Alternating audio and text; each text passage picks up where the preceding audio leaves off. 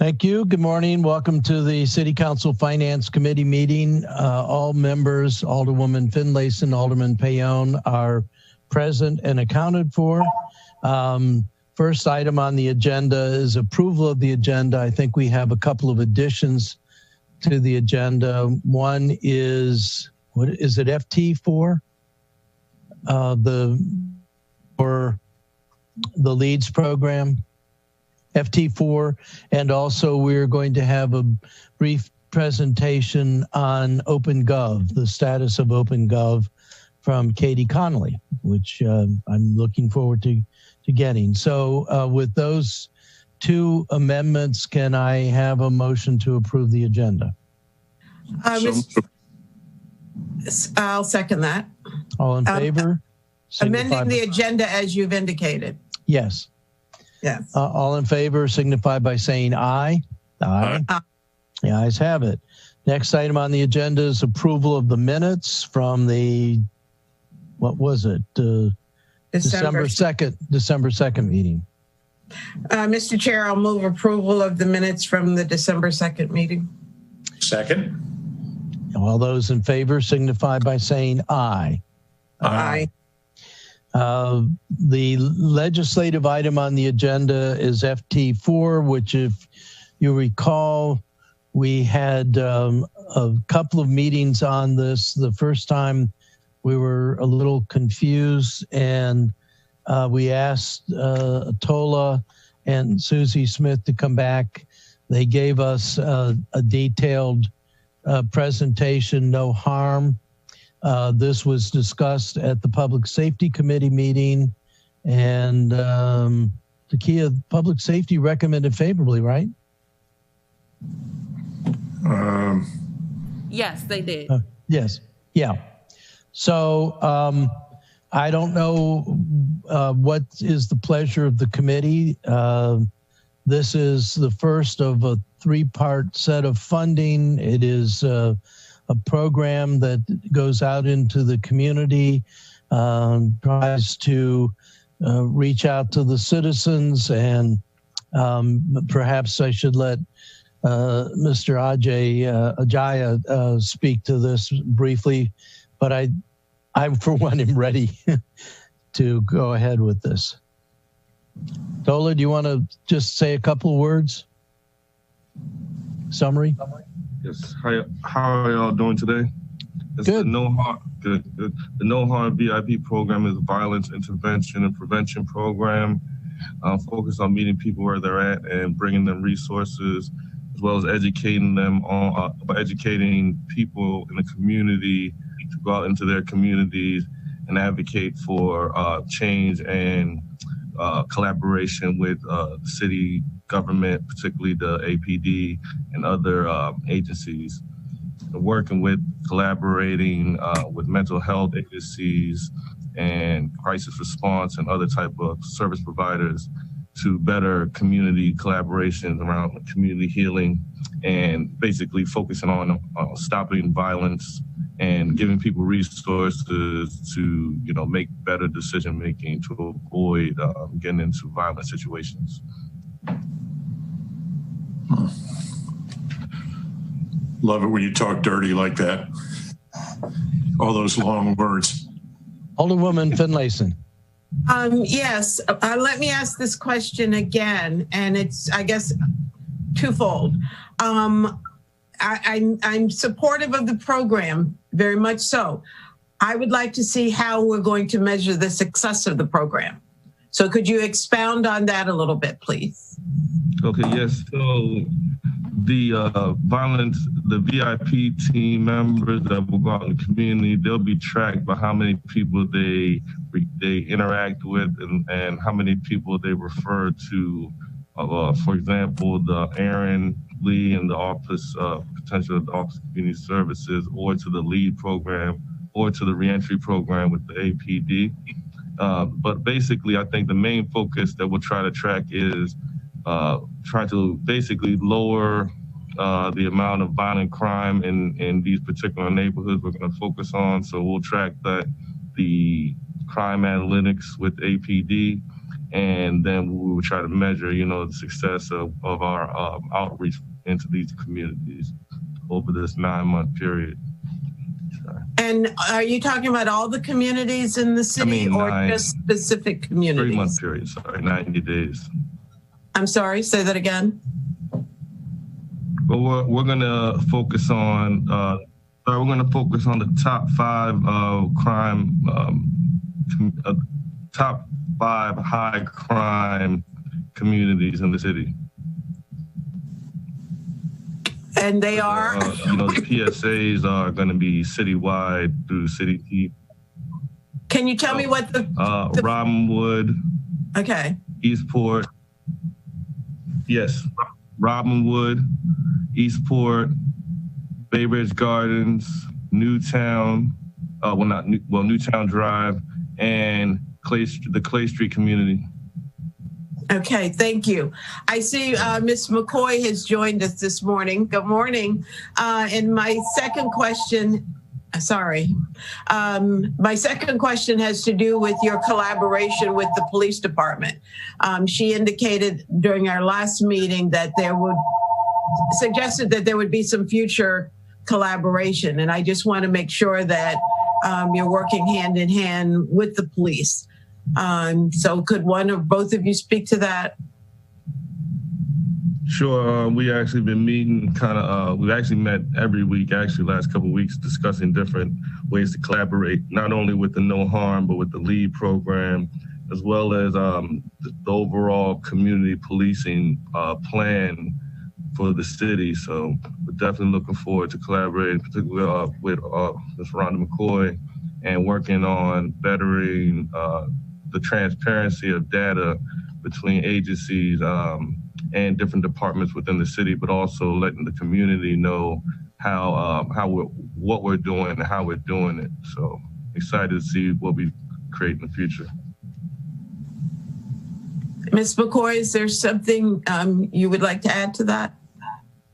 Just that it's been, Tola and I have been working continuously. We're meeting very, very frequently, working on plans and coming up and enhancing our strategy. This strategy submitted by Chief Jackson when he first came. We want to enhance that and provide some narrative as to what specifically we're going to be doing. And we have Katie Edwards here, who's running the LEADS program. I think we're getting quite a bolus of people together. This is getting more robust every time we hear about it. But Katie, I know we did all of this at Public Safety, but if you want to say a few things, I was impressed with some of the things that you brought to our attention. Sure thing. I appreciate the time, Chairman Arnett. I just want to voice that we also understand that this program will take place under the city. I know that was a concern that we also spoke to, and it will run under the leadership of Adetola. And so while we'll be working collaboratively with the police and, having the ability to act off of data and evidence from the police department, we won't be taking the lead from them. And I just want to make sure that that's clear, because that was a point of concern earlier.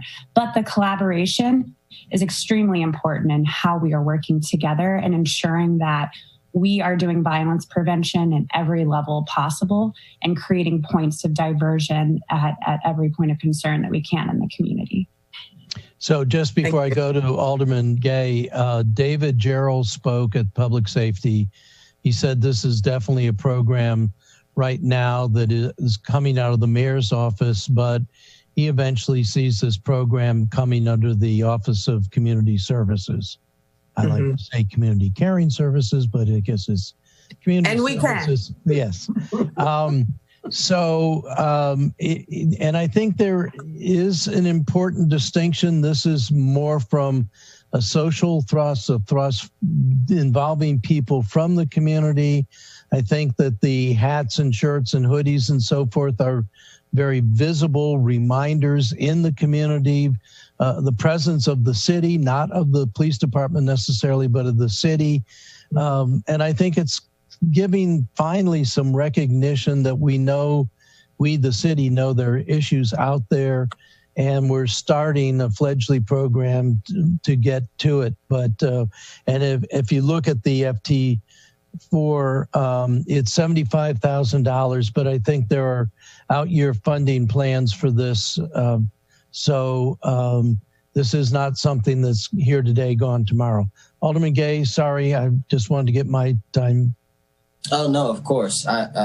Please, I'm not even on this committee. I'm a guest. But I do have a just quick concern and question. Well, first, not a concern. I want to get this finalized. I met with this crew. They're great people. I'm excited.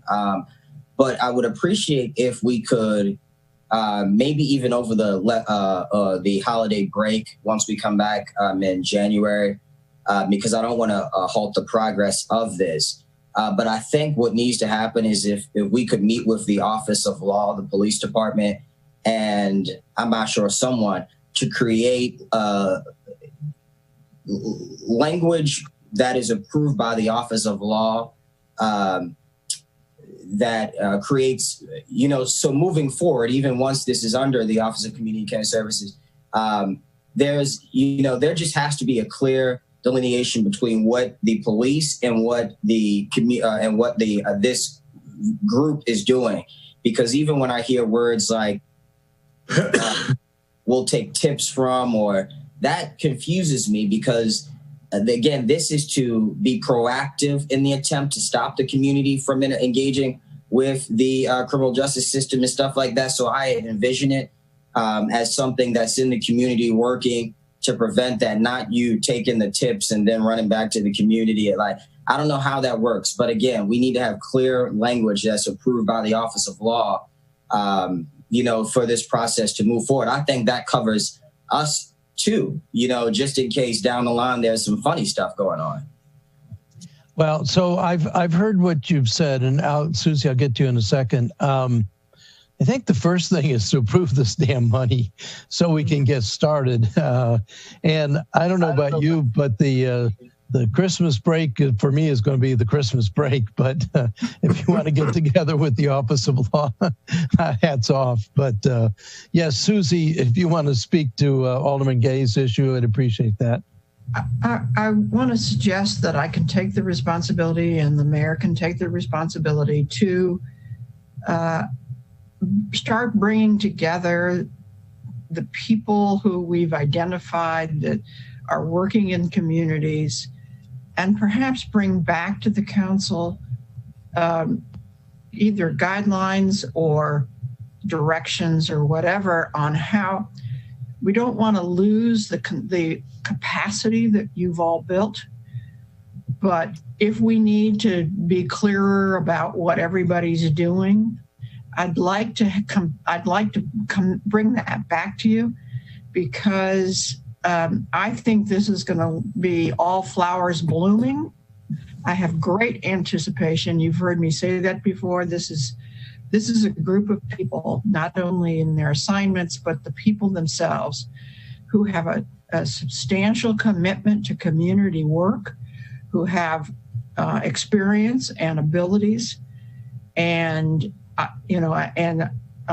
love the idea of Manager Rhonda in that mix, and the police department, and Robert Horn, and Bishop Carroll. I mean, think about the resources now that we have put together in these various. We're sort of tucking people in at the moment, but we've got a lot of ability here. I'd like to bring them together and have them come back, have their ideas about how to come back to you on what everybody is doing and how it all works together, because I think that's really our next step. Thank you. Thank you. Alderman Pound, did you have your hand up? I did not. Oh, okay. So from one of our colleagues. I'll get to you. They did, though. in 1 second, Katie, and also Alderman Finlayson, but I really have the sense that I'd like to get this started. I think it's going to find its own level. I think it is, as you say, Susie, going to blossom. And I hate to let the perfect be the enemy of the good. So Alderman Gay, I do understand where you're coming from. And you and I have talked about it offline. I think we just need to trust a little bit in the people that are doing it. And if it gets to a place where there's some things that might be going in an unpleasant or undesired direction, I think we can make some corrections then. But this was supposed to have started a few months ago, and we've been holding it up. And frankly, I'd just as soon move forward with a vote and get it. I think it's on the agenda for the 21st, unless we hold it up, so we can get the financial side of this cleared up. Katie, did you want to say something? And I think we are kind of beating this to death, but please. Sure. I appreciate that, and I won't take up too much time. I just want to also point to the fact that in the proposal, we also made space for accountability and transparency and check-ins, which we will do every month, if not more than that, if necessary. So that is built into this program and how we approach it. And now that we have this collaboration, we will ensure that that aspect is included in our monthly reports. Thank you for that. Sheila, did you have... I was prepared to make a motion that Yay! we give a recommendation to FT 421 10 minutes ago, but okay. Is there a But I second? do understand where Alderman Gay is coming from, and I think we can do that in addition to what Susie is recommending. Right. Is there a second? Second. Alderman Gay. Just saying before you vote on it, I'm excited about this. Let's not forget I was the one that requested the funding, so I am thrilled to see this go through as well. All right, we'll take your name off of it then. All those in favor signify by saying aye. Aye. Thank you. That really, team Susie, Tola, Katie, Rhonda, everybody, thank you for the extra effort. I did appreciate this document we got the last time. I think made the whole program much clearer as to what you're about, and I fully support it. So thank you, and thank you, Mr. Chairman. Thank you, members of the committee. Thank you. All right. You're welcome. Thank you. The next item on our agenda is a presentation from Katie Conley on open government. So, Katie, you're on. Da, da, da, da, da. That was from the Tonight Show for you youngsters. Thank you. Johnny Carson. Share my screen here. Give me 1 second. Okay. So this was something that Katie put together per your request from before, but we didn't have time to provide it at the last meeting. Just to give you it's a short presentation on OpenGov, how it's organized and what we've done with it to date, and give you some idea on some of the things it can do. All right, I just want to confirm you guys can see the presentation. We can. Okay. All right, just to give a little overview here, OpenGov is a modern cloud-based software built really for state and local governments. It allows budgeting, community development, and financial management. It's very interactive. In the short term, we plan to utilize the software to really streamline and unify our budgeting process. And we plan to increase community engagement by sharing various budget data and reports, developing stories, and really utilizing Open Town Hall to obtain citizen feedback. Now, I've recently learned that you guys are going to have OpenGov come and present in January, so I won't show you the sales video. It really gives a broad overview of their entire software, and we're only really using a portion of it, and that's what I want to focus on today. But I can also send you the link, or if you want to go to opengov.com, it's right there. So what you see in blue are the modules that the city owns, and that's shown exactly on our invoice from OpenGov. To give a little bit of a background here, in 2015, the city purchased OpenGov reporting, analysis, transparency, and budget builder modules. And then in 18, we purchased the performance measurement dashboards, stories, open town hall, and workforce planning, and also the financial integration with Munis through a renewal through December 2023. So financial integration, it really allows Munis to talk to OpenGov and sends over that daily transactional data. Workforce planning, that's our personnel information, and that also assists with budget builder. Reporting and analysis is what you're probably used to seeing. That's those visualizations that OpenGov can give you, both quantitative and qualitative data. Performance measurement dashboards, to be completely transparent, we haven't had the opportunity to really dive in here, but that is what it says. It tracks performance measures citywide. Budget builder, you're probably used to hearing that. That's where the proposals are created in budget builder for each budget year. Transparency is our public-facing module, so we can share stories, reports, and other supporting documentation like our budget book. And it also contains the ability to review visitor analytics and read and manage feedback from visitors. So if we put a survey out there, that's the portal where we can really analyze and review that feedback. Story Builder, that's the internal and external communications tool. And we have the ability to embed those OpenGov reports and written content. And I'll show you some examples later in the presentation as well. What's probably most appealing to council is the open town hall and citizen feedback. So that's that online forum for civic engagement. Council has the option to read constituent input and incorporate it into the decision-making process. All right, so this is a workflow of how data kind of moves through out of Munis into OpenGov. But there are two phases involved in setting up OpenGov. The first phase involves integrating Munis into OpenGov so that data flows seamlessly in an organized fashion to OpenGov. And part of that is Munis sends transactional data daily to OpenGov. And another part of that is uploading data from a Munis report into OpenGov. So think like personnel information here.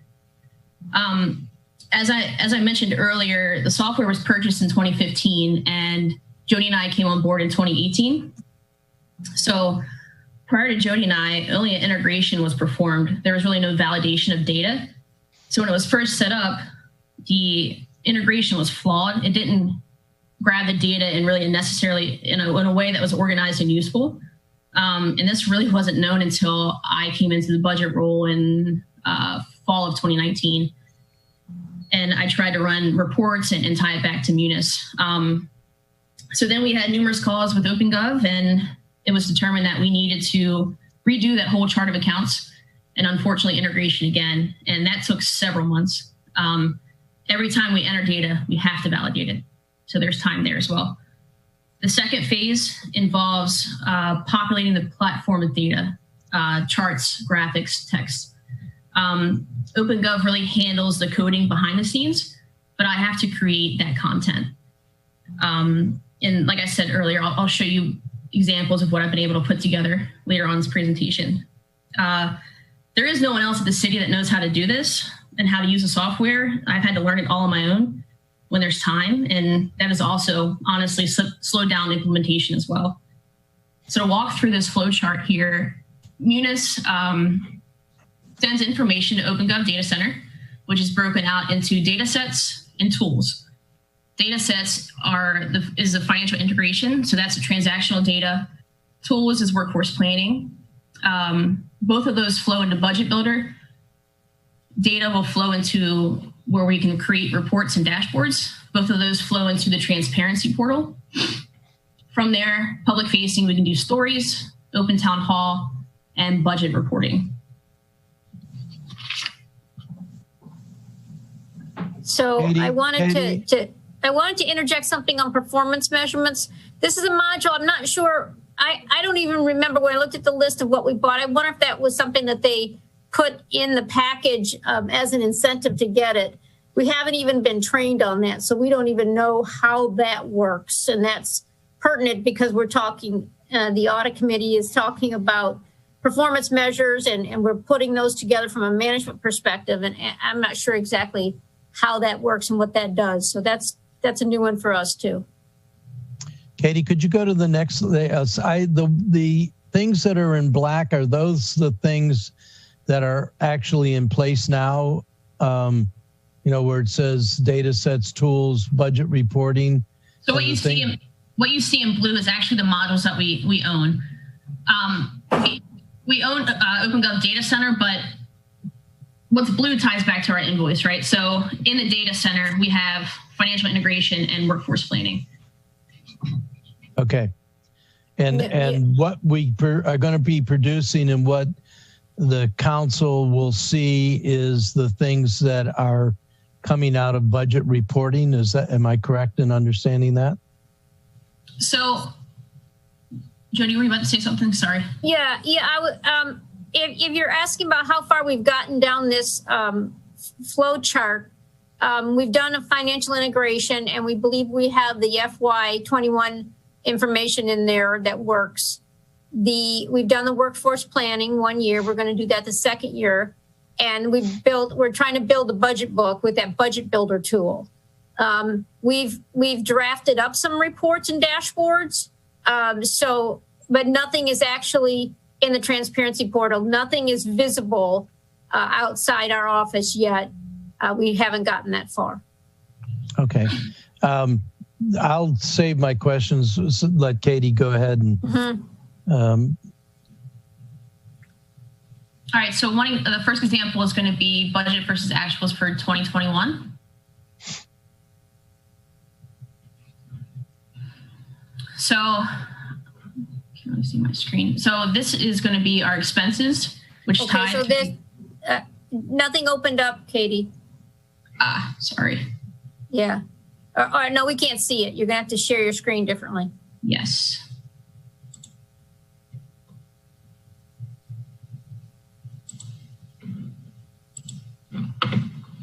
Okay.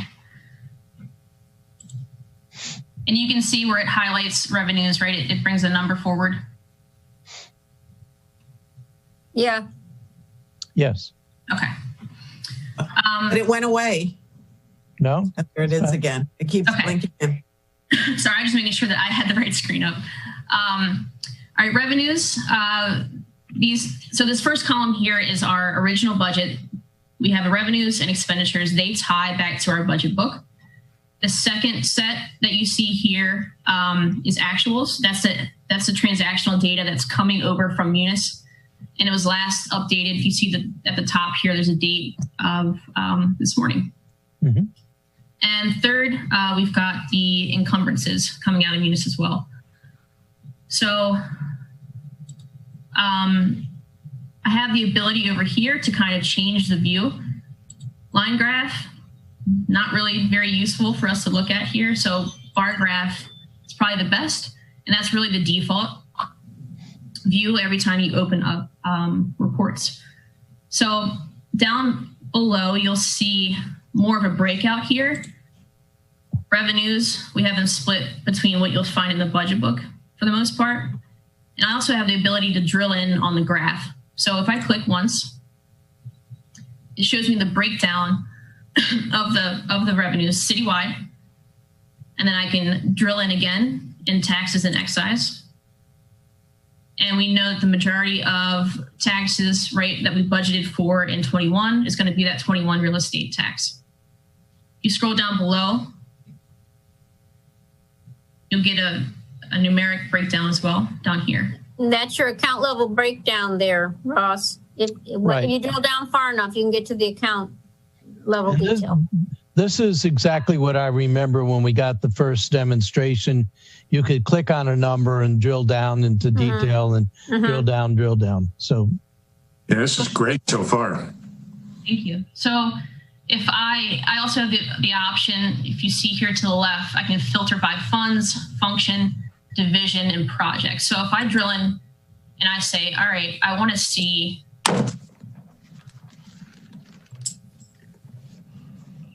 proprietary funds, right?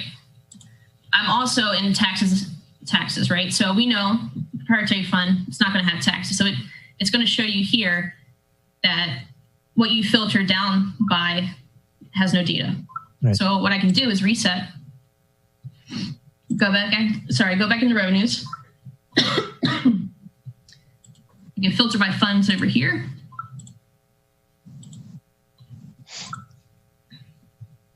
And this makes sense. Charges for services. And I can keep diving in down below. So that's one example. I've also put together the assessed property values. Remember how I said that each report defaults to bar graph here, which is not really useful. So I can save a view, which I saved a pie chart. And this is for 2020. So it shows a breakdown of residential, commercial, assessed values as of 2020. That's a good chart. Yeah, so I like this one as well. And what you got to keep in mind is that breakdown of assessed value by category is not something that's in the Munis transactional data. So that's stuff that we have to move over here and create ourselves, and type it in or feed it in from a file and create this outside of what's been automatically fed into the system. Just to tell you some of the time that's involved in putting these together, there's time to prepare that. Is there not a system that would allow the computer to do this, or do you prefer the manual way? So I have to, since it's not Munis, it doesn't automatically transfer over into OpenGov. I have to create a report that I then upload, and then it, like I said earlier, it does all the behind the scenes, but I have to create the content. This example here, I'm sorry? I was just going to say the pie chart is interesting because if we're speculating on the impact of the virus on residential versus commercial, that's a very useful breakout to understand what's going on. So if you had a pie chart for 21 and then a pie chart for 22, you could see the pre and post assessment and see what's happening to the subcomponents. And even going back to 2019, Ross. Yep.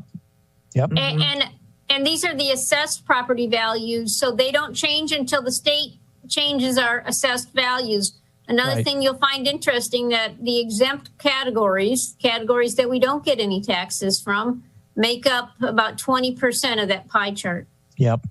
If I could, I'm sorry, please. I don't want to interrupt anybody on the actual committee. No, go ahead. Because this is awesome for me to see.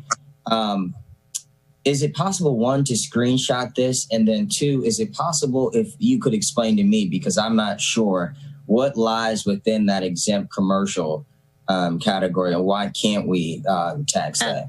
And I can tell you what that mostly is. That is the state's building, the state of Maryland's buildings that are in the city.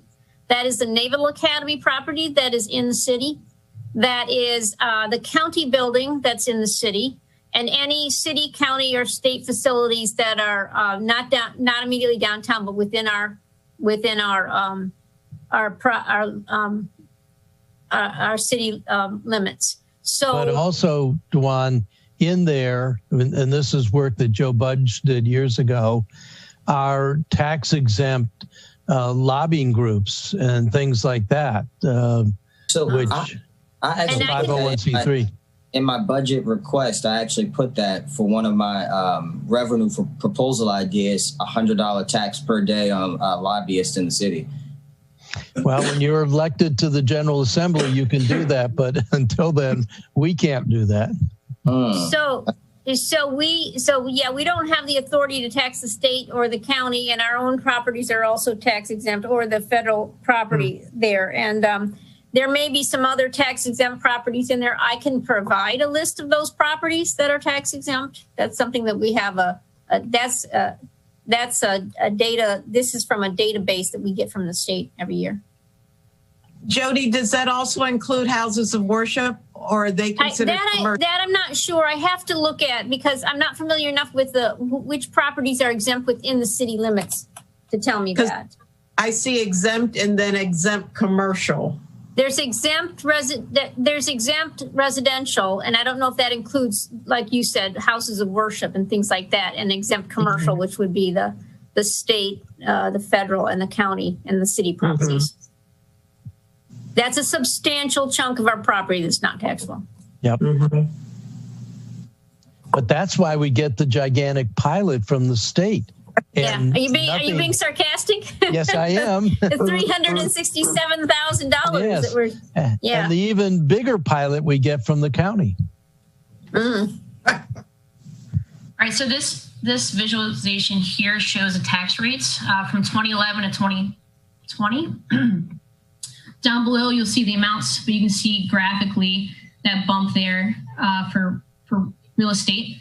And personal property and utility has really remained flat since 2014 budget year.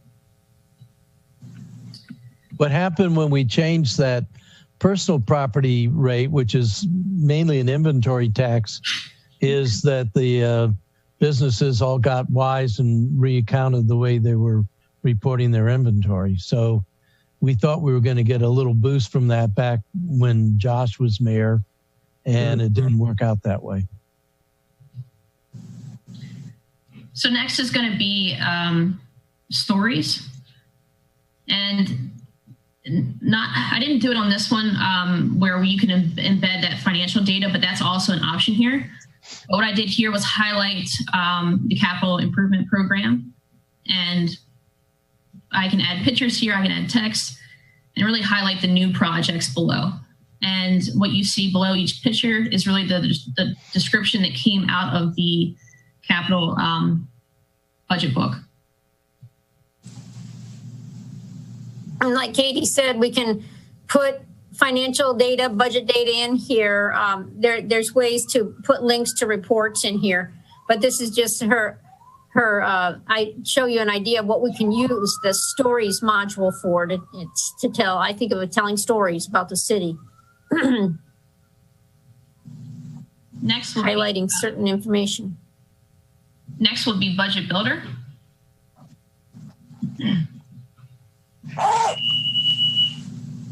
So this is the FY21 adopted budget. Off to the left, when I showed you the report earlier, it also sums up the revenues and expenses. Those tie, and this also ties to the budget book.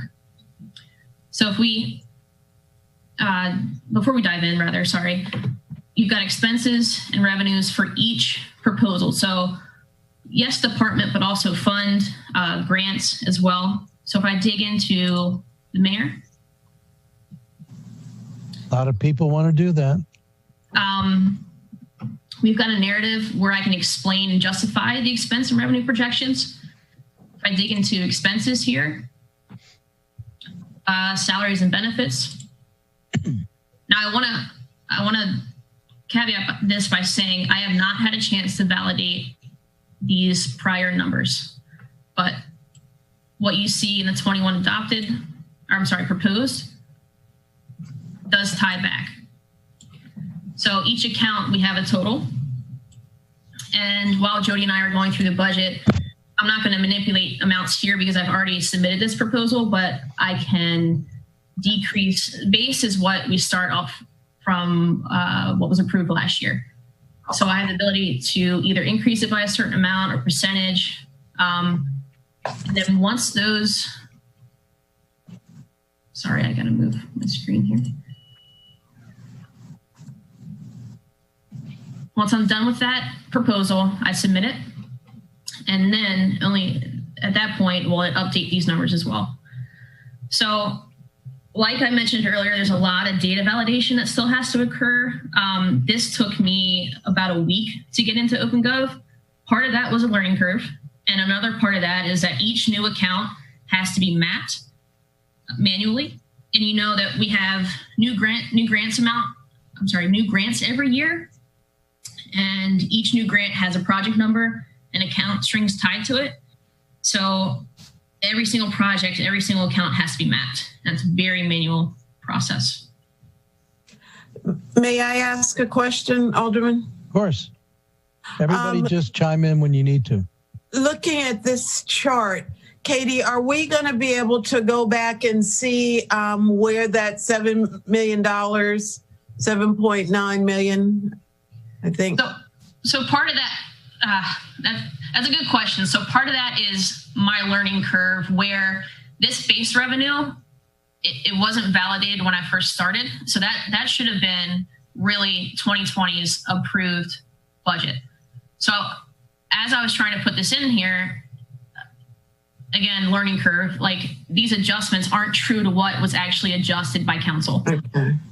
So it is misleading. So next year I will do better and it will show a truer picture for sure.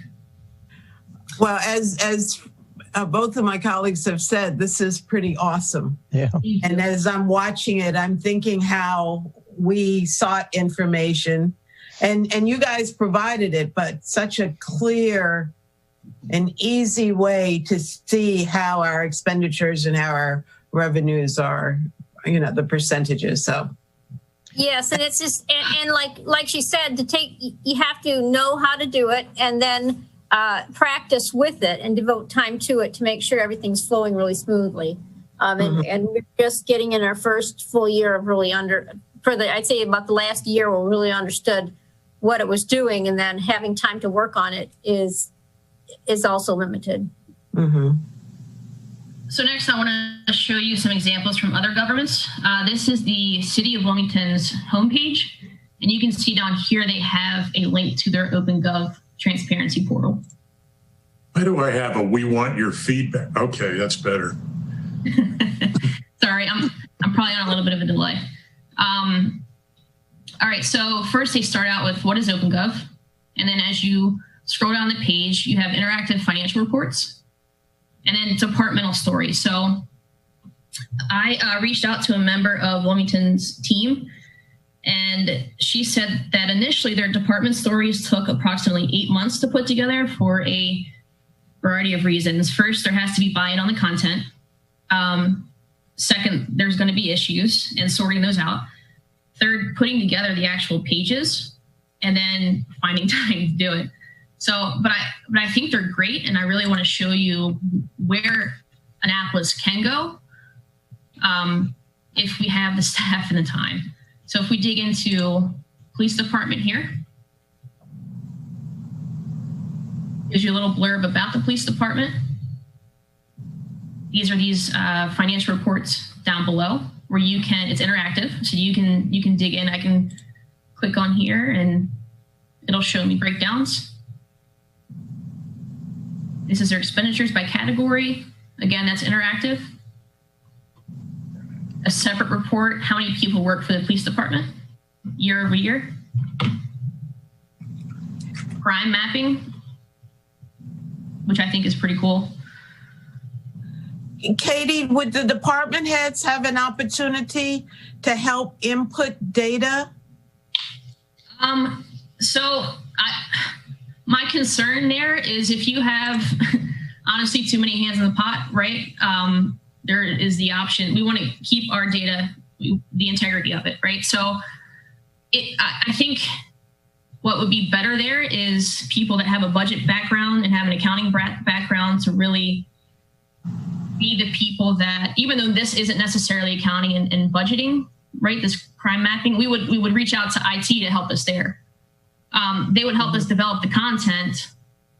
But Jody, sorry, go ahead. Yeah, Jody. No, it's okay. I'm just waiting for you to have a break in your talk there. Yes, and as I think what Katie is saying is that you don't want people in OpenGov putting in information, but as we develop a departmental story, the police would be integral in figuring out how we want to show the data, what kind of data is in there, and where we're getting it. Katie's saying she doesn't want everybody in here trying to input data. We have to pull a team together, for instance, for the police department and create what we want this story to say. And then the actual legwork on getting it in, somebody has to be knowledgeable with the way OpenGov works. I agree. But last year we already started with the performance measurement system the overarching story. I'm thinking of the one done by Marcia for Public Works, and really there were several really good overarching things that seems to me that would set the context and tie even closer the performance measurement system to the budget. You're right. I understand about having too many people entering data, and we had time. I could tell you some stories about my professional life where that happened when you had too many people doing it. But I also am getting the underlying message here that there's an awful lot of work that goes into this and has gone into this and will need to go into this before we really fully developed tool. It's almost like we've bought the tool, but it's sort of still in the box, at least from our perspective on the council. Russ, the point, I was asking because I believe maybe hopefully there's a way to allow the departments to create the data and then finance to actually evaluate it to make sure it's accurate and then input it. Just trying to take some of the weight off of the finance department, Katie and Jody, and kind of share it with the people who actually have the data that we. No, I totally agree. And I think IT has been helping at some level, but they're not budget people. They're IT people. Right. IT was really helpful when we were doing the integration and trying to bring the two systems together. Carrie was instrumental in helping us do that. And the second time around, she was in on the second time around where we realized we didn't have the account structure set up correctly in OpenGov to capture the information correctly. And so she was the main contact with OpenGov to try to get that data integrated in. Alderwoman Finlayson, I definitely understand what you're saying. It would absolutely help with timing for sure. So this slide shows some examples that I got from OpenGov that they thought their budget books or their portal was very well done. And you can see here that in each situation, they have dedicated team members. So their sole responsibility is OpenGov and keeping that managed. So I do want to say that I can absolutely see the value in this product, but I will need to have time to get it up and running. I mean, I just want to set realistic goals here, and I can promise you that I want to get this utilized to its full potential just as much as you do. I think that it would be absolutely great for the end users as far as transparency for the city, constituent engagement. But it's just a little tough when it's just me doing with the budget for the entire city. So that begs the question to you, Jody. Why is it just Katie? I mean, I know. Okay, so what I will tell you is that when I came on board, we didn't even have a fully dedicated budget person. Nikki Pletzer was doing budget and office management and some accounting and community grants and a lot of other things. And when I came on board here, especially with this OpenGov, I knew immediately we needed at least one dedicated person to budget. So if you remember early on, I kind of split Nikki's position into two roles and put Katie in the budget analyst role because she was very interested in doing that. So, and it's paid off in the way we've created the budget, but still during budget season,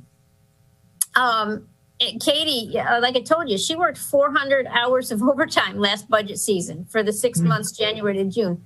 That's not sustainable. No. And we're going to burn her out if we keep doing that. Now that's with me, and then Teresa Sutherland helped with the transition on that year to help us get through. But this year it's going to be Katie and I. I'm hoping the process is easier. I knew more last year than I did the year before. And this next year I'll know more and Katie will know more. And I think we're more prepared.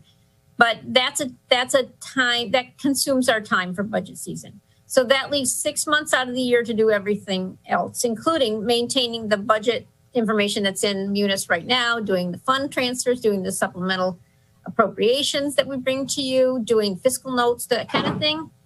So if you this OpenGov tool is a great tool, as you can see. But when you look at even the smaller cities like ours, and I don't know if we have a comparable size city that does OpenGov, their budget team is not just one person. Their budget team is 2, 3. Wilmington has 5. Of course, Wilmington's a larger city than we are, so we can't be directly comparable to them. But they've got budget teams, not a budget analyst. No, I hear you. And I don't. And my other staff, everybody else is dedicated to accounting, billings, and collections. You know, those other tasks that I've got my accounting people working overtime every day almost. Sheila Benjawan. Regularly at night. So they're dedicated, but I just can't. There's nobody else that has open time on their schedule to say, here, can you help Katie? I'm going to make you a budget analyst. So maybe we do need to talk about staffing. I mean, clearly. And Nikki did not have all of that responsibility. There were 2 people. What was the other assistant finance director who left? Melissa. And then Nikki picked up 2 jobs, picked up the other job. And that's what we tend to do, and we should not. Okay, so, yeah, I will tell you that both Nikki and Melissa were both doing 2 different whole jobs. And Melissa, that's what I was talking about. Yeah. So she was doing the equivalent of 2 whole jobs herself. And what was happening was they had to-do lists as long as their arm. And it would never, things would shift off and then things would get added on. And I'd bring Nikki in here. Melissa wasn't here for that long while I was here. And Nikki would come in. I said, okay, what's on your to-do list? And she would read down to me this list. And I'm like, oh my gosh, we're never going to get this done.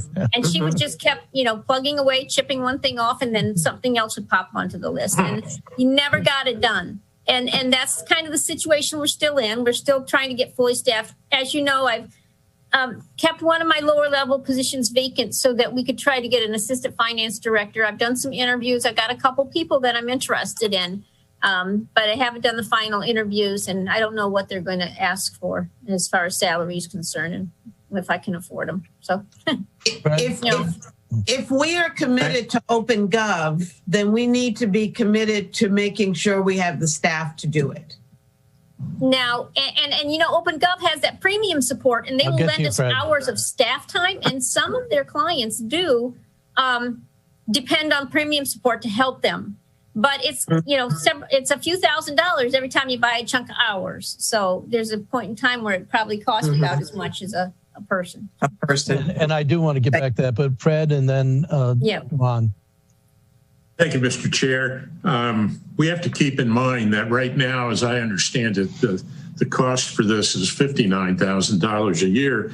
When we start adding staff, it becomes $159,000 a year, plus more than that.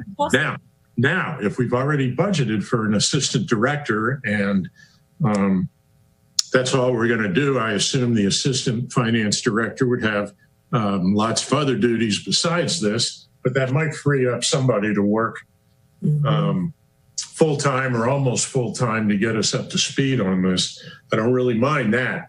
But if you're talking about adding positions here and there, we're falling into that trap. Be careful. I hear you. Alderman Gay. Yeah, my question was very similar to Sheila's in regards to, well, what staff can we add? And I guess what you're indicating is that you have the availability to hire an assistant. You just haven't had the opportunity to. And then for clarity, so we own the programming for OpenGov, but it is not yet publicly available. Is that what? So we, OpenGov, we own. We are leasing the software for up through December 2023. We have agreed to lease their software and their modules, and we are using it, and it is partially implemented. Katie and I are using the data in there to create the budget book. We are using the data to estimate staffing cost for the next budget year. And so we are using it for internal purposes now. But that next step to present all that information publicly, and give the public robust reports that they can look at detail and stuff. That part takes time. And we can go with who we have, but it's going to take a long time. I'm just saying that. And there seems to be impatience on how come we can't use this now? Why can't we use this now? Why can't we use this now? Because we don't have enough manpower devoted to getting it all the way up and running quickly. So that is the impediment. And we talk about the assistant finance director. Please remember that my main goal in putting somebody in that position was to help me split my job, because right now I'm doing accounting management duties and finance director. And what's some of the things that are falling off the table are the finance director things, policies and procedures, doing risk assessments at departments, that kind of thing, to try to keep up with the daily work. So that was my main goal in trying to put somebody between me and the staff, the accounting staff.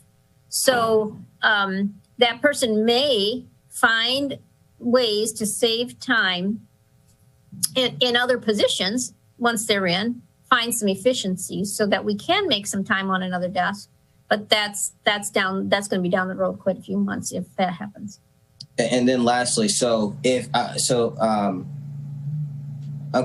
it stands, you guys are putting all this information into this manually. It's giving us the documents and the sheets we needed to present the facts. So if someone else is, I guess, trying to get to the point where we're putting it all in and it transfers easy. So if someone comes in, would you have to hire someone to then manage this program, or would that be Katie's job? So it's always there's the initial setup, but there's always going to be rotating information in and out of there. You're not going to keep the same stories on your page. You're going to develop new stories. You're going to want to update the data. You may have new things like COVID that comes up. Let's hope we don't have another COVID, but major impacts to the city that you're going to want to highlight a story on. So you have to create a whole new story from scratch. It's faster and easier. And I don't know how Katie one person could keep up with that, but to develop the system and get it out there and get it like these other sites look, it's just going to take some time. Yeah. Thank you. I enjoyed that. I feel like. So let me, I am envisioning, now that we've gotten just a taste of this, that at least the finance committee, but in my vision, the city council will want to sit down and have some sessions where we do what Katie just showed us a little bit of, where we point to a number and get down to the detail. And you saw how fascinated we were with the pie chart showing the sources of property tax revenue. We are curious people, but the plea I made at the Financial Advisory Commission meeting, which we'll get to in a bit, is we, the council, are being asked to make the final decisions on the budget, both how we resolve this year's budget problem and also how we think about next year's budget problem. And we're doing it with a blank screen. And the whole purpose of getting into OpenGov was to allow each of us to be able to play around with the data, get a feel for it. I think what we've gotten today is a feel from Jody and Katie that this doesn't just fall off of the tree. This is something that takes a lot of effort, and it needs more people, more energy devoted to it if it's going to be useful to us. I think there's a short-term and a long-term solution. There is the short-term, and this is what I talked about at the last Finance Committee meeting. There are things that we can do to bring in staff extenders from OpenGov. It costs money, and it's usually about $5,000 a pop, as Fred suggested, and I don't even know what $5,000 purchases, but there are those things in the short term. In the long term, I think Jody's absolutely correct, and I thought Katie's slide, which was, I'm sure, there for intent, about the number of staff that are devoted in other cities to this is certainly more than we're doing, because this isn't the only thing Katie does. So we're not even devoting a full-time equivalent to it, probably not even close. And yet other cities who are taking advantage of this system are making that allocation. If one of our principal functions as city council, we're policymakers and we are budget makers. We write legislation and we have the final say on the budget. But I have long felt we don't really have the tools to do that. And so we're going blind. Not that there's a lot of flexibility in the budget anyway. It's pretty well locked in with all of the previous agreements we've made. But how can we possibly pretend that we're making budget decisions when we don't really get to look under the hood and see the budget like OpenGov would give us? That was one of the reasons why I was so insistent on getting the line item budget, but that is a very manual process. You have to go to the budget book and go to each one of those supplemental tables that Jody gave us last year, I'm sure with Katie pitching in too and other staff, and you have to analyze that on your own. I don't know about the rest of you, but even though I have some economic accounting courses and finance courses, I don't consider myself to be up to the task of doing that. And I might be one of the more qualified people on the council to do that. So the whole notion was that this was a tool that would allow us to play around, look at the data, and then say, Katie or Jody or whomever, I'd really like to know more about this part of our non-residential tax. And is there an opportunity there, as Dewan was suggesting, is there an opportunity to find some revenue there to help us? So that's the promise of this. But if we don't make the full investment, it's not really going to live up to its promise, in my view. Who wanted? Somebody was next. Katie was next. Oh, and then Ellie. If I may, I want to reiterate that the reason this has taken so long to get up and running is, we had to redo integration. First, we had to realize that there was an issue. Then we had to talk to OpenGov, excuse me, on how to figure it out, how to fix it, and then reintegrate and then validate. And then I have a learning curve. Like I said, I've got no one else here. Nobody else is left here to teach me how to use it. So once I figure out how to do some things, I'm kind of tech savvy, so I've been able to figure it out. It just takes time. And I'm hoping once we get through FY22 budget cycle in the summer months, I'll have more time and I'll be quicker to be able to create reports and get things more up and running and make the portal public facing. And it's unfortunate that I can't clone myself and we haven't had time. I really do see the value in this product. It's just. No, we hear you. We feel you. Ellie, you wanted to say something. Oh, yeah, thank you, Mr. Chair. Three things, I guess. The first thing is that I would think of this more as not if we need more staff, it's not so much a staff addition, but as an investment. This is so surely needed and overdue, and it is in the classic category of pay now, save later, if you will. So we have to think of it in that terms as an investment and think of it that way. And the second is the visuals. There's nothing more informative than visuals, especially to the public. I'm a advocate for pie charts. You take 2 pieces of pie out of 8 slices, you have 6 remaining. It's a fixed element. And when the budget is presented in a pie chart format, there's less avenue for it to expand, if you will. So that is huge in and of itself, is the library of visuals that this will create and the drilling down of the information that you previously just asked for. The third thing, and this is where I think the investment might be long overdue, is and I know you couldn't speak to it because it is another effort, is this performance measure that I saw another city had examples of. Equating performance measures to the budget is the holy grail of cost evaluation and and savings, if you will.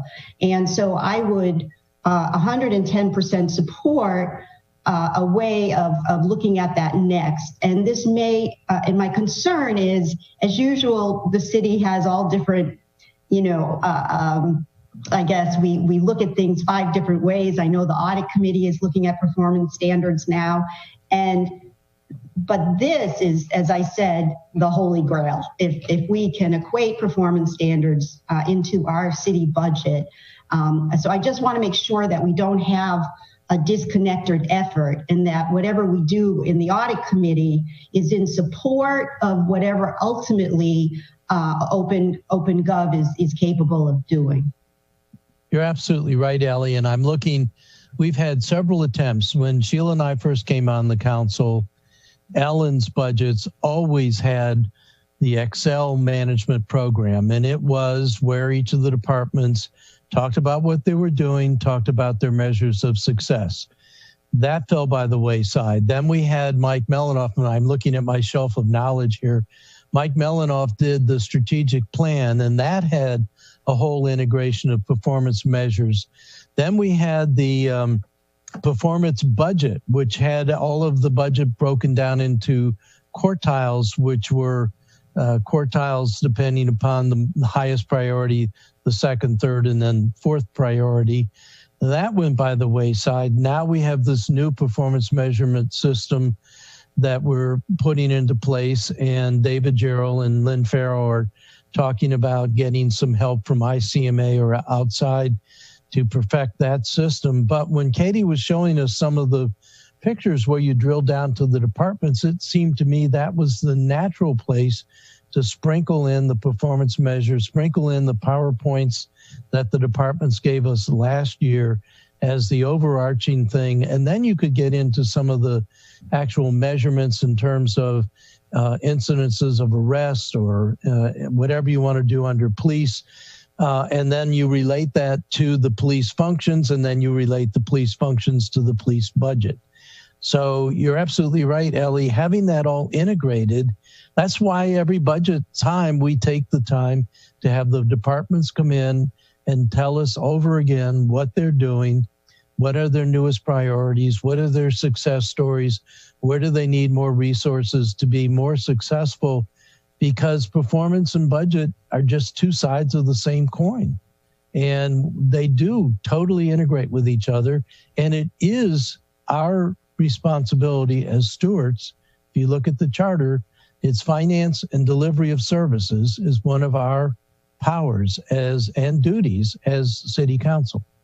So I think Dewan wanted to say something, and then Katie, I don't know whether we gave you a chance to finish your whole presentation or not, but I do want to thank you for this, and it was a pleasant surprise. I didn't know we were going to get this, but it was very good, and you can see how really avidly interested we are. And I'm sure if we had other council members here, you would see that same level of excitement and interest in this. I'm sure Rob Savage, with his science background, would just love to see this. Anyway. I do share your excitement for sure. Alderwoman Tierney, I do apologize. I did have an example for performance measures, and I didn't show that. Would you like me to show that, or do you want to review it on your own time? I think that's up to the chair. I think we could take a little time to see that, but also 2 requests. 1, I'd like to get a copy of your PowerPoints. And 2, can we ask the city not to do the PowerPoints with the big dark color backgrounds, because it's killing me on printing these things out. A white background would be much better for PowerPoint. But it's not visually appealing. I understand. Well, if we could have 2 versions, one for my printer and my pocketbook. Yeah, right. Mm-hmm. Yes. Duan, did you want to ask a question while Katie's pulling that other thing up? Yeah, I just had a quick. So, and when you say performance evaluation, performance measure budget, that doesn't necessarily mean a cut to staff, does it? It just means that analyzing and looking to where we need to make investments, correct? Yes. Tell me if you didn't, after Marsha did the presentation for Public Works, because it was so good and so thorough and really so on target, if you didn't have a warm, fuzzy feeling towards Public Works. Same thing, I think Planning and Zoning came in and gave us a good presentation. IT gave us a good presentation. There were other presentations where you felt, gee, we could have used a little more information or a slicker presentation. And that's what Lynn is supposedly working on. But yeah, it makes us, when you're asking for money, if you show people what you're going to do with it, that makes a very powerful argument. And to the point you made about Public Works, that book, I'm not sure if they've ever got it figured out, but I just remember her making a presentation about some book that had all the projects or codes or whatever in it. And it had not updated since 1997, which was like, wow. So yeah, I think there's just always room to find new things. Sure.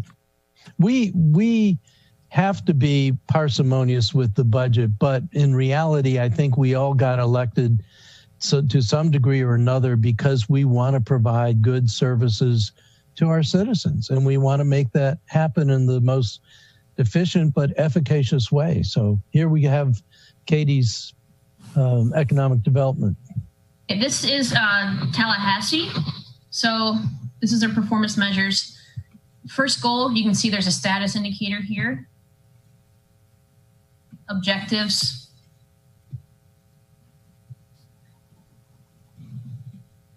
Katie, what's the last column? I couldn't see what the last column on that chart was.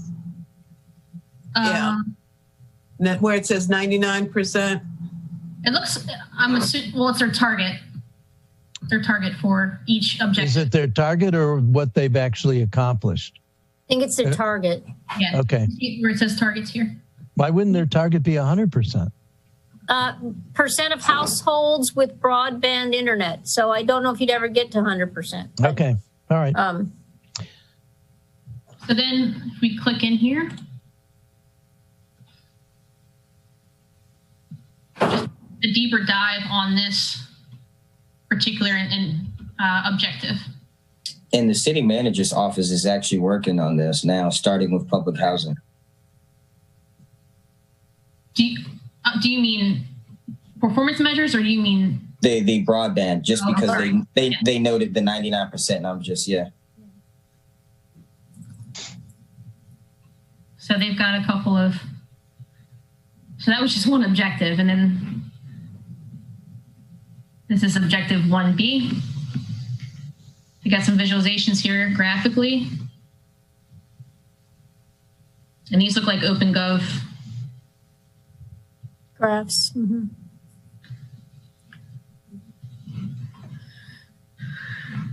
So colleagues, this not only explains it to us.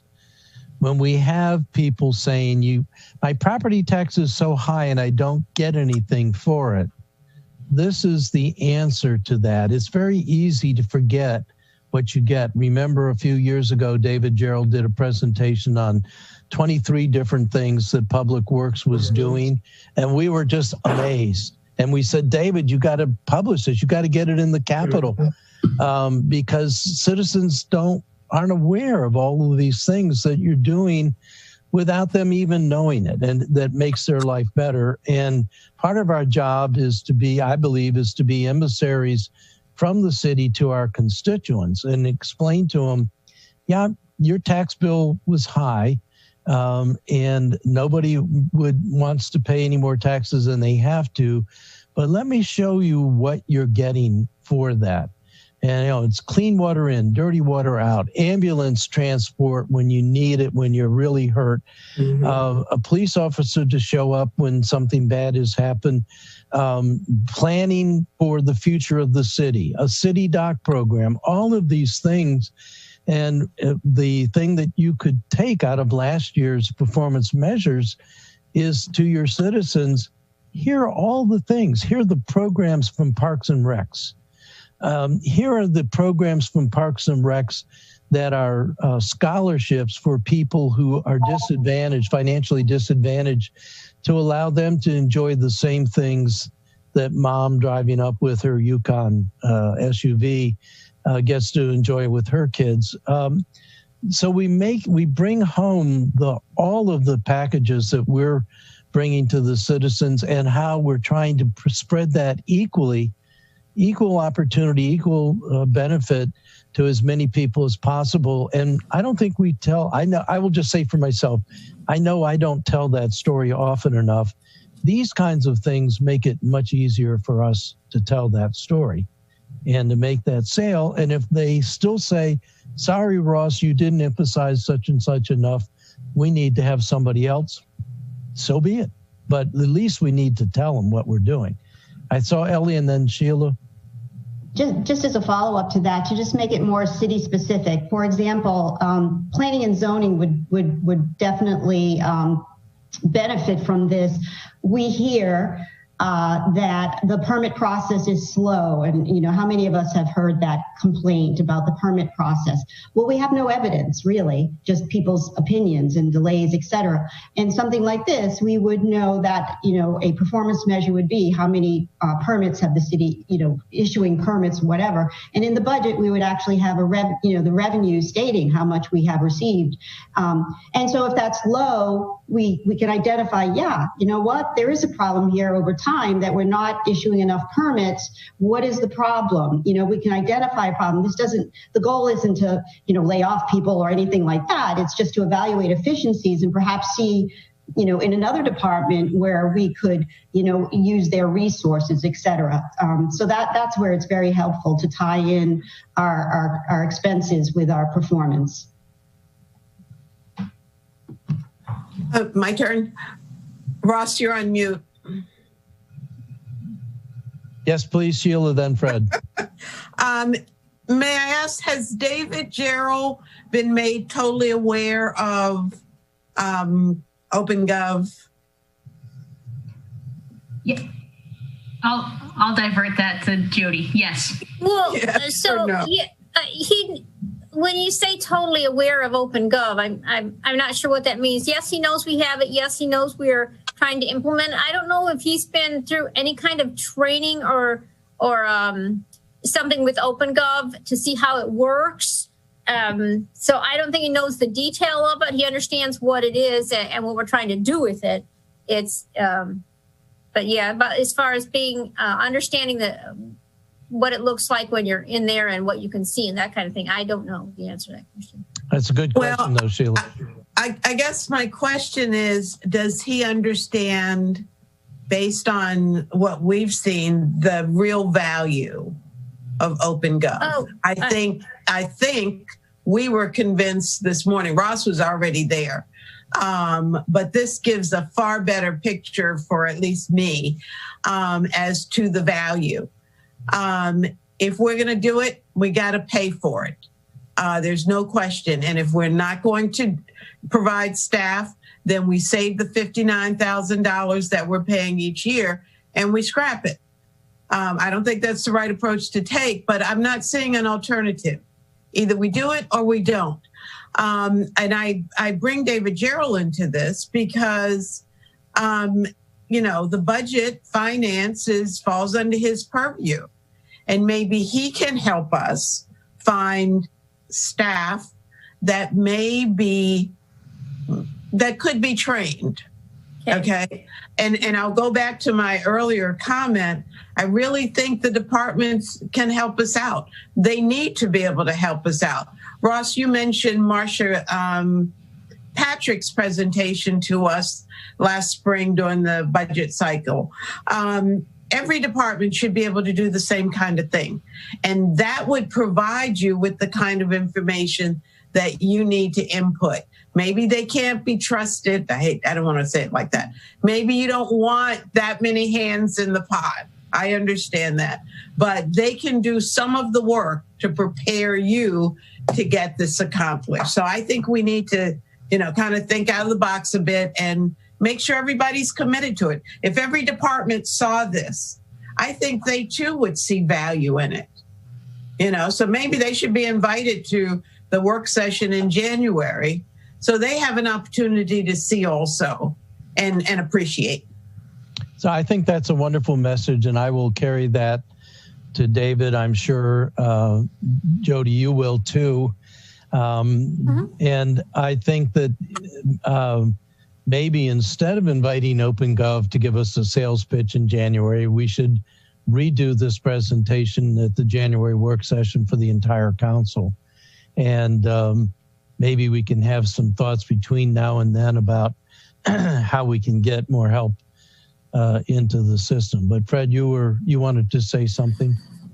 Yeah, please put the last slide back up. I was on mute. I said it like 4 times, and no one. I got the usual amount of attention. Doesn't matter if I'm mute or not. Raise your hand.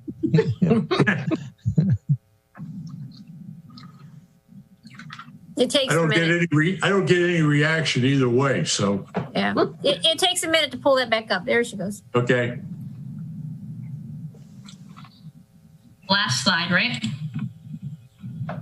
No, that wasn't the last yeah, one. the last one we were looking at. Keep going. Was that it with the cities? Yes. No, you had the performance. Tallahassee. Oh, the example. You want to see what's Oh, the Tallahassee one. All right, so give me 1 second.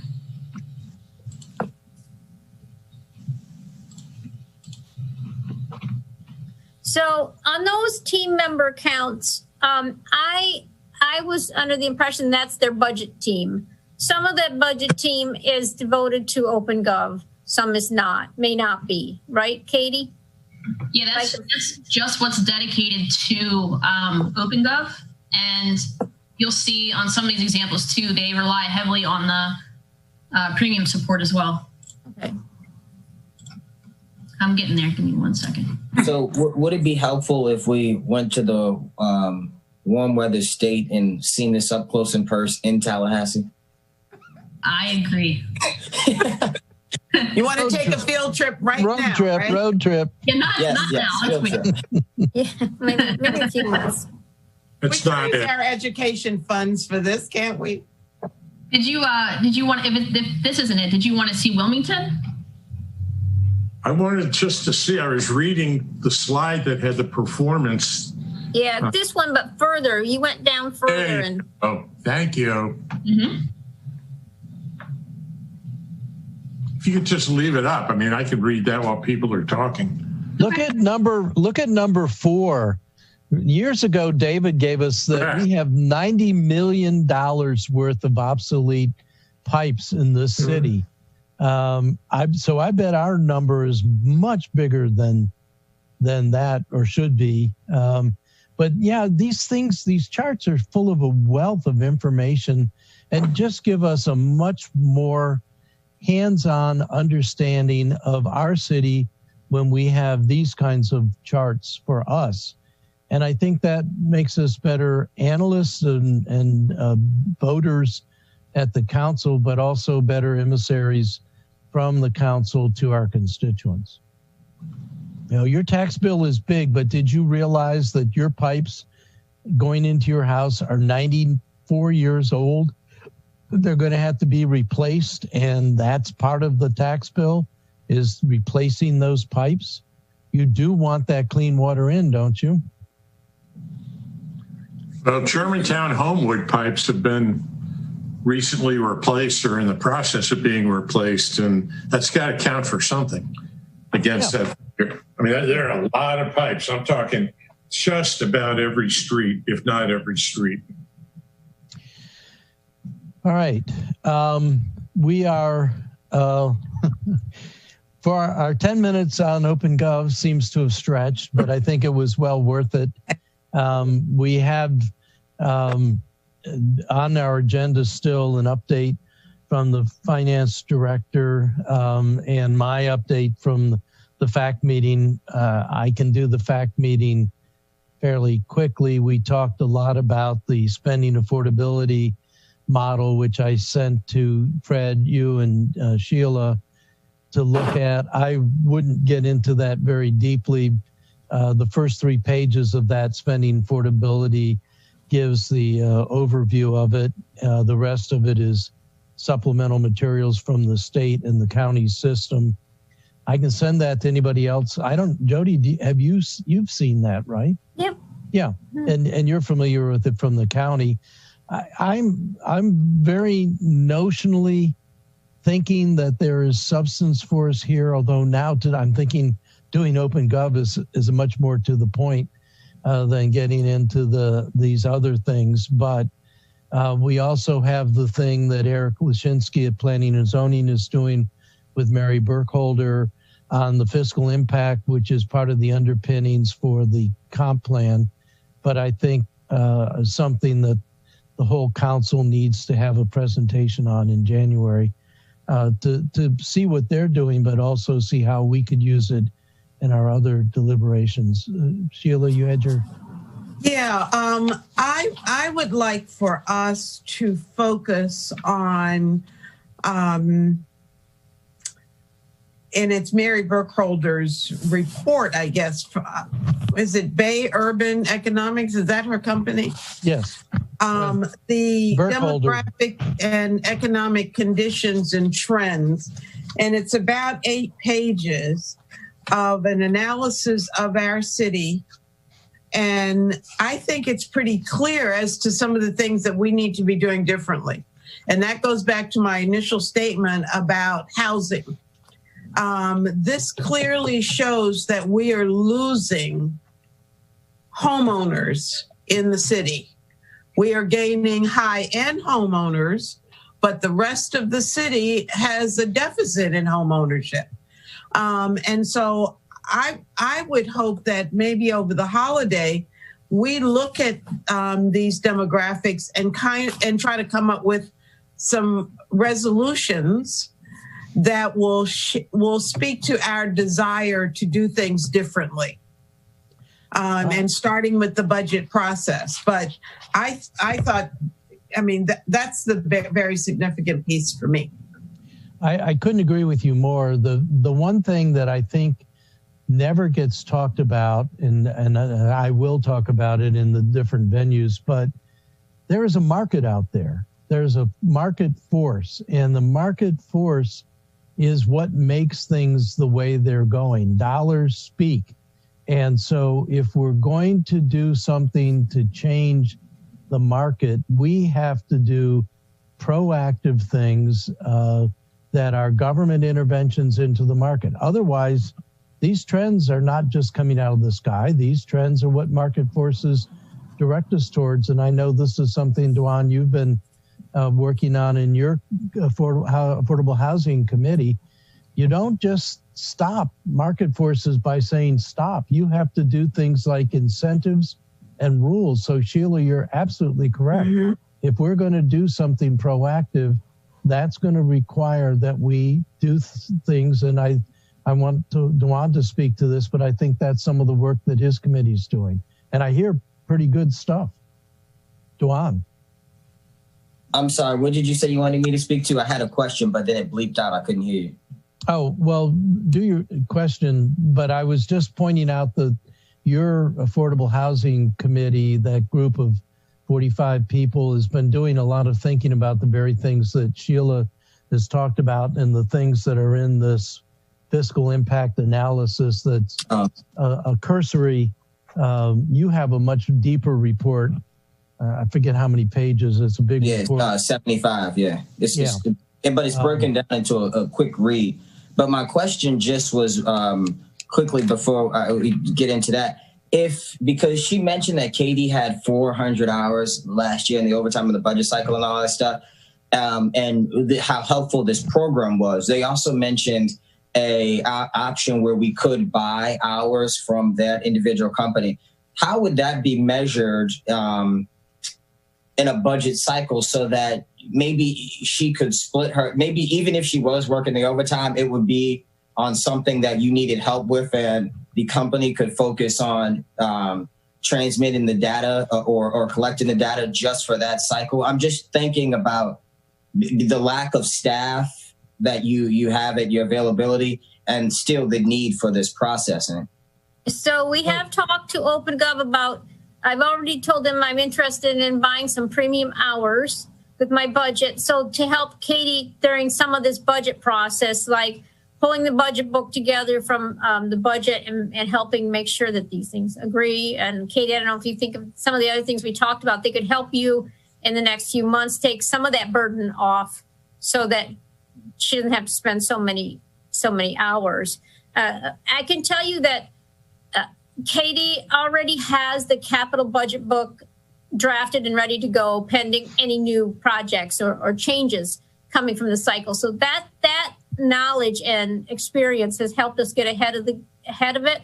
But even the process of pulling that operating budget book and the budget bill together and all the information and the supplemental stuff that comes together to do it, we're probably going to use some help from them to help us build that budget book. And as much as possible. I mean, it's not like they're going to sit for hours and hours and hours and do our work for us. They help us resolve issues. They help us, they can build a report. They can do some checking and validation, but if something isn't right, we're the ones that are going to have to research it. Because we know I'm glad that, I'm sorry, Katie, go ahead. I'm sorry, my bad. I just wanted to give a little bit of background. Our budget book right now is extremely manual. It's a compilation of multiple Excel schedules, and we link those to a huge Word document. And it takes a few days to put together. What OpenGov has provided is, I'm trying to put this in as easy terms to understand as possible. If data moves from Munis into OpenGov, I can create a report out of OpenGov that'll then move into what's called Workiva, which is set up, take the 21 budget book, and they have it set up where I roll it over to 22. And once I put in that file, everything flows, everything's linked. I mean, that saves a huge chunk of time. The problem with this year is first year that I'm going to do it. So who knows what I don't know right now, right? But I do see a time saver there. And this premium support will be like, they respond within an hour. Right now, if I reach out to them, it takes them a few days. So, and we know with that budget timeline that we have, I've got to get that done. It's got to get to the mayor at a certain date. It's got to get to you guys at a certain date. So having that ability to reach out to them and get them to respond to me within an hour is crucial at that time period. Yeah, and that's great. And I'm glad that you guys are able to do that. I just wanted to make sure that the funding was available so that you could. And then lastly, I just thought of this because I was in a clubhouse the other day, actually, that little chat room, and they were discussing budgets just across various municipalities. And in California, they have a law on the book. I'm not sure if it's a law, a resolution, or whatever. But with the budget, they require that it be put in. I forget the exact terminology they use, but basically, like, they dumbed it down so that it was extremely transparent for the everyday citizen. Where are we with maybe potentially programs like that where we're breaking it down so that someone who has never seen a budget can look at it, understand what the in particular types of now I can't even think of them, but like even in my first year, I had to keep Googling what this certain funding source was for, whatever. So where are we with breaking that down for the everyday user? So as Ross mentioned, it can be transparent and we can explain it to our constituency. So that is one of the modules that OpenGov and other vendors have. Bob Agee is talking with the mayor about a different company that has a product where you can go in and look at the overall budget and say, I want more policing, and you can add dollars. And I think Katie showed a similar module in her presentation. And you can do that, but if you keep the budget balanced, every dollar you add to something you want more of, you have to find a place to take it from in order to keep the budget balanced. If you don't want to keep the budget balanced, then you have to talk about how are you going to find the funding for that increased spending? Is it going to be increase in property tax? Is it going to be sales of brownies? How are you going to fund that new spending? That's kind of the ultimate tool. I'm not sure. I don't think we're that close to that yet. But, I'll try to answer that to say I believe that what you're asking for, Alderman Gay, is something that OpenGov would provide. And when you go into those stories and you're showing the budget on our internet site, and you can present it with these visualizations, you have all kinds of options like hovering over something and having a question pop up or having a window pop up to explain to you in layman's terms, what is this? What's in this number? Layman's terms, where you put it into a language that everybody will understand. What is in here? How much does it cost? The word, yes. You try to use a little simpler language than we typically do when we're talking about stuff. What does it cost to hire a police officer? What does it cost to, what does it cost to deliver this service? And those kind of simple terms helps understand. You can do that with OpenGov, but that's just, you have to build the basic foundation in OpenGov, and then you have to build on it and build on it. There's other things. I want to apologize to Jody and Finance. I didn't mean to jump the gun, but I remember at the last budget retreat, I promised to put up the financial history, and I have all of the CAFRs and I have the budget workbooks going back to 2002, and that's a lot of work. And so I called OpenGov to say, can you put this history up? Should I do it in my own Excel spreadsheet, or is that something that you can put up? And that's when I found out about what's the term of art, statement of accounts, or the thing you had to read? Chart of accounts. Chart of accounts, yeah. And how we changed that. So that makes a break in the data. And of course, it would be a huge amount of work to load Munis going back. And I think Munis only goes back to 2012, I think, or something like that. And I wanted to go back earlier. I wanted to go back to, say, 2000. And we have changed a lot. Certainly, we've grown in magnitude, orders of magnitude, but also where we've spent our dollars have shifted. And I wanted to have a data set where I could do some of the same things that Katie was showing, where you could show a pie chart from 2020, 2005, 2010, 2015, 2020, and show how our distribution of spending for each of the departments has changed. The one that I noticed was what fire was in 2005 relative to police versus what fire is now. And it was about 60% of police in 2005. Now it's slightly larger. I don't know. I want to know why. I'm not saying it's wrong or bad. I just want to know, what did we do to make those two change in terms of their relative size? So that's the kind of thing where you can look at where we've been before you decide where we want to go, or what are our trends if we don't change anything. And so that is also a kind of service that I think OpenGov could provide, but you have to pay them for it. I mean, they're not going to do it just, oh yeah, you're a nice guy, we'll do that for you. And I don't think it's the same priority as the kinds of things that Katie and Jody are doing for us. So I'll have to sit down. My Christmas break, Dewan, is going to be trying to build that time series. So I really think this was a very worthwhile adventure and eye-opening, and I do think we need to give the rest of our colleagues on the council the same kind of presentation in some forum. Jody, the one thing I would ask you to do, you gave a brief update on our fiscal status in the current budget year. And I think there were some things like health spending that you were saying to the fact, make the picture possibly look a little bit better in fiscal 21. Is there a brief statement you can give us on where we are? I have just now finished my estimates. I finished them yesterday and I've sent them to my boss. So I'm going to wait to hear from him before I release them. I would say that 21, I think we've got 21 taken care of. That we found ways to get expenses down there so that we can meet what we're currently projecting as revenue. Now, if that revenue picture changes again, we could have other issues.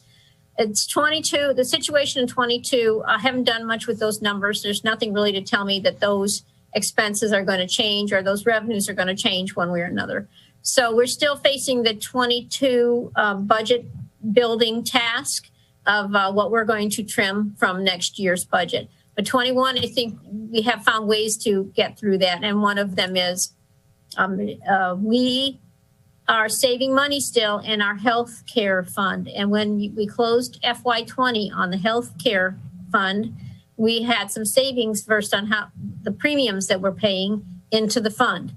And as last year, we had quite a significant premium holiday. I think that we're going to be able to have another premium holiday because the health insurance fund cannot hold an excess fund balance. We're supposed to give that back to not only the employees, but to the general fund and the departments that are contributing as well on the employer side of the premium. So, but it's not nearly as large as last year. It's at least about half the size, maybe a little less than half.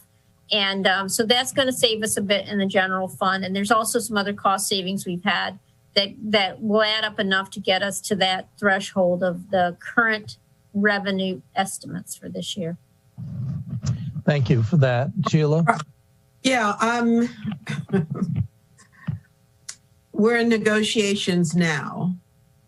I hope, Jody, that you will share with Manager Gerald to be cognizant of what we're charging the employees as far as increases in health costs are concerned, because that is what has got us into where we are today, in that we have to give holidays because we overcharge the employees. The percentage that we charge them for the increases in their health care was over the top.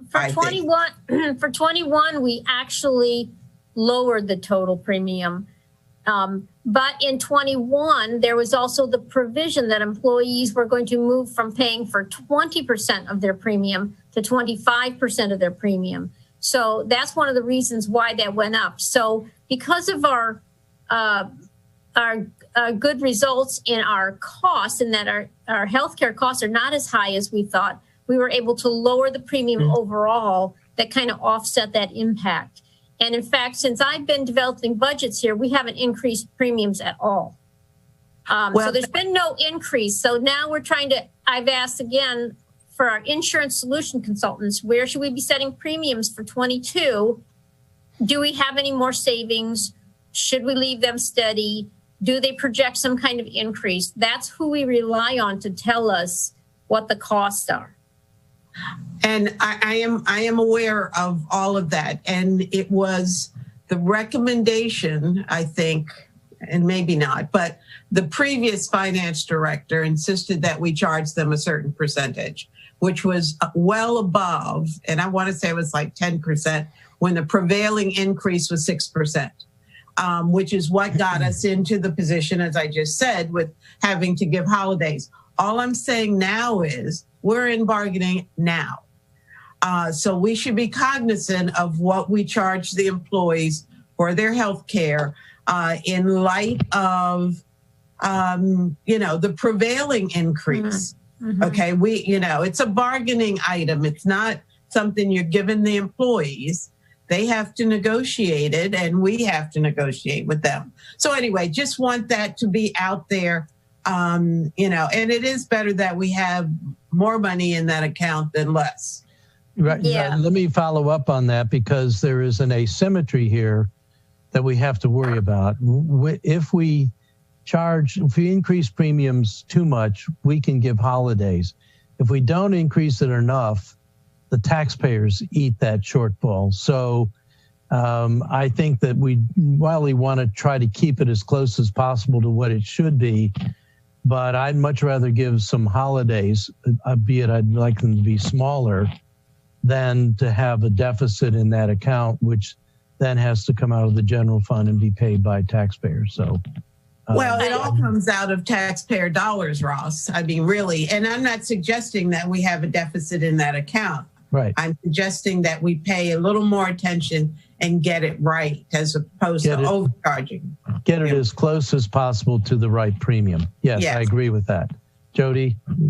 So I'm thinking we probably are pretty close to the right premium. And I think that the thing that in FY20 that caused us to save so much in expenses may very well be the fact that the last quarter of the year, nobody was going to the doctor for anything, And so our costs were down everywhere. This is not unusual. Low cost, nobody was going anywhere for doctor's appointments unless they absolutely needed to.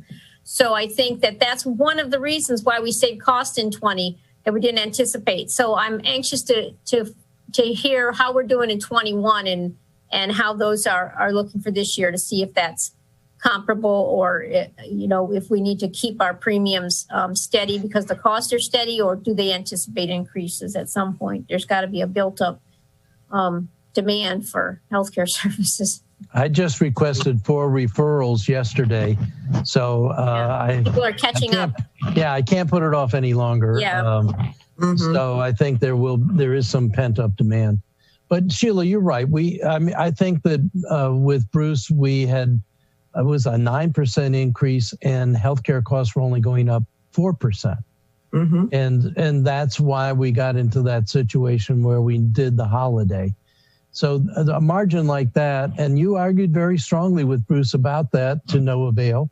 But and that's part of our job. We're supposed to be representing the citizens and our employees as elected officials. Fred. I was wondering if I could go outside and maybe round up some more dead horses we can beat on. I think, is that your way of saying we have one more item, I think, Takia, which is the standing committee dates. Are we thinking about changing our standing committee dates? I just need confirmation of when they were going to be so we can put them on the calendar for 2021. That's all. I think this first Wednesday of the month is good, unless members of the committee have another opinion. I would just soon stick with that. I agree. It's a good time. No problem. Okay, good. Then do we need a motion, or is that the sense of the committee good enough? Yeah, okay. So yeah, I noticed that our calendar for next year isn't populated with a lot of the stuff that are standing things, so that would be good. Before I ask for a motion to adjourn, Katie, that was really very helpful. I appreciate it. Excellent job. And please, if you can, send us those PowerPoints because I want to take more time to look at it. But boy, thank you. Mr. Chair, I'd like the copy of the PowerPoints also, if we can. Yeah, I think everybody. I think you should send it to the council if that's not too much of a problem, because I do think this is something we should do at our January work session. Sure. FYI, there are links to OpenGov reports on there, and they're still private. They're not public facing yet, so you won't be able to see them. But I guess I can do like screenshots of them and send them to you now. That would be helpful if it's not too much trouble. And we're all visual learners. Most people are visual learners. So we like the pie charts and the bar graphs and all of that, But Ross, you mentioned Alderman Arnett, I'm sorry. You mentioned 3 items on the work session schedule for January. I don't know how long it's taken us to have this discussion on OpenGov, but clearly I don't think 2 hours is going to be sufficient to introduce this to the full council. So we may want to consider either lengthening the work session or reducing the agenda on the work session. So I'll coordinate with David. You're absolutely right. Good point. I'll coordinate with David and Jody. The thought was that it was going to be a presentation on the spending affordability and a presentation on the fiscal impact and a presentation by OpenGov. But I think that Katie's presentation is so fruitful, and I think it should be first on the agenda. I'm not sure how much detail Eric would be able to get into, or Bob Burden presenting for the fact.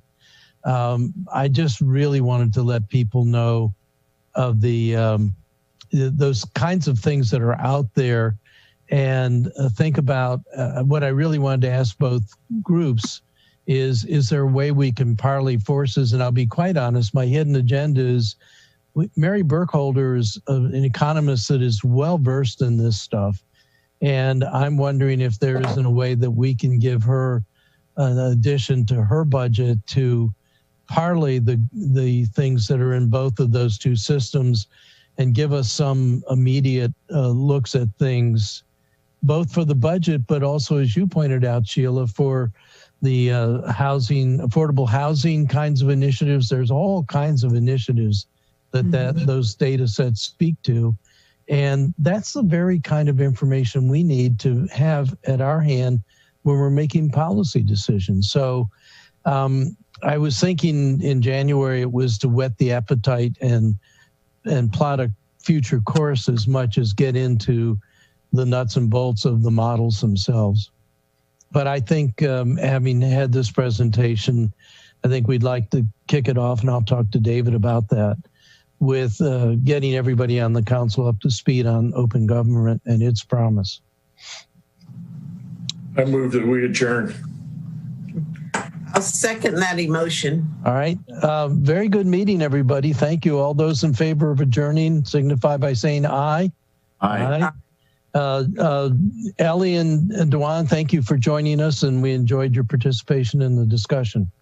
Thanks for having me. We are adjourned.